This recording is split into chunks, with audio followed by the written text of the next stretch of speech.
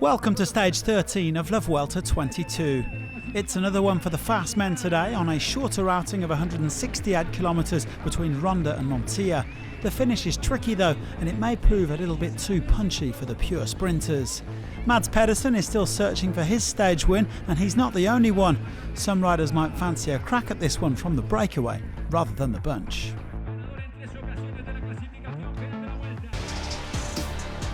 Stage 13 takes us from the province of Malaga to the province of Cordoba, with Montilla hosting its first ever stage finish at La Vuelta. There are no categorised climbs on the menu, but the rolling terrain is bound to make life hard for a few sprinters, especially in the final 10 kilometres. We could be in for a surprise on the finish line.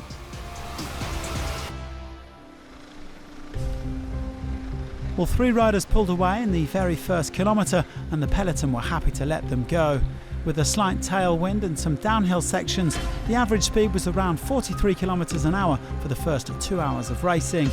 The leading trio have all been in previous breakaways at this Vuelta: Julius van den Berg from EF Education Easy Post, Johan Bou from Euskaltel Euskadi and Ander Okamika from Burgos BH. They weren't given much leeway though, with the peloton holding the gap at around 2 minutes. The various sprint teams were working hard on behalf of their fast men.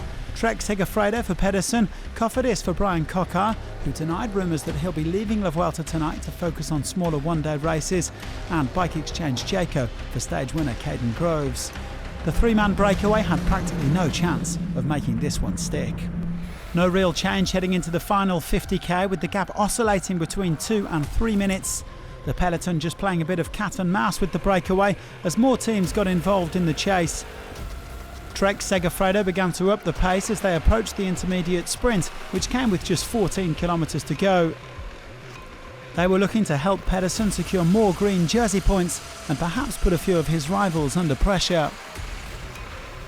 The escapees now within just 30 seconds. Well, in the end, the peloton didn't make the catch until after the intermediate sprint. Bou and Okamika decided to push on, whereas Van den Berg sat up. Pedersen then rolled through to take 13 more points. The 2 Spaniards were finally caught with 9.5k to go. The pace really increasing as the sprint teams look to position their leaders.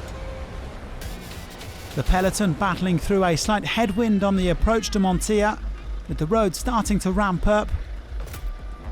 And just before the Flamme Rouge, there was a big right-hander. Jumbo-Visma surging to the front, perhaps trying to set things up for Primož Roglič, but it was Pascal Ackermann of UAE who launched from distance. Ackermann goes flat out. Pascal Ackermann has kicked hard on his wheel as Pedersen, and Degenkolb doesn't quite have it. Look at Pascal Ackermann. It's a furious sprint between Ackermann and the rider in green, but Pedersen has got the legs. Pedersen absolutely flying now. All day he's wanted this stage win. The man in green, he won a stage in the Tour de France. Now he wins a stage in La Vuelta. It's Pedersen from Coquard from Ackermann. After 3 second places and a 5th place 2 days ago, Mads Pedersen finally has his first Vuelta stage win, and provided he makes it to Madrid, he should win that green jersey. Today was lucky number 13 for the former world champion, who also won the 13th stage of the Tour de France this summer. After a somewhat disappointing 2021, he is enjoying a stellar 2022 with 7 victories. He is currently the only rider to have won a stage at multiple Grand Tours this season.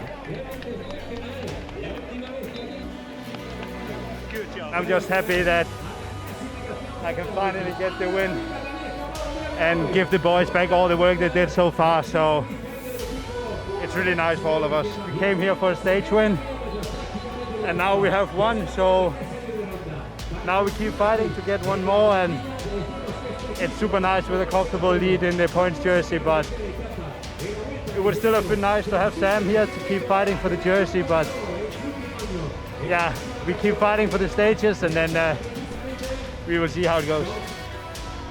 Pedersen in a league of his own today, coming in several bike lengths clear of the impressive Coquard. Ackermann, Wright and Van Poppel rounded out the top 5, with Roglič inside the top 10, but unable to put any time into Remco Evenepoel. The Belgian is one day closer to Madrid and he still leads the defending champion by 2 minutes 41. Roglic followed by the Spanish trio of Mas, Rodriguez and Ayuso.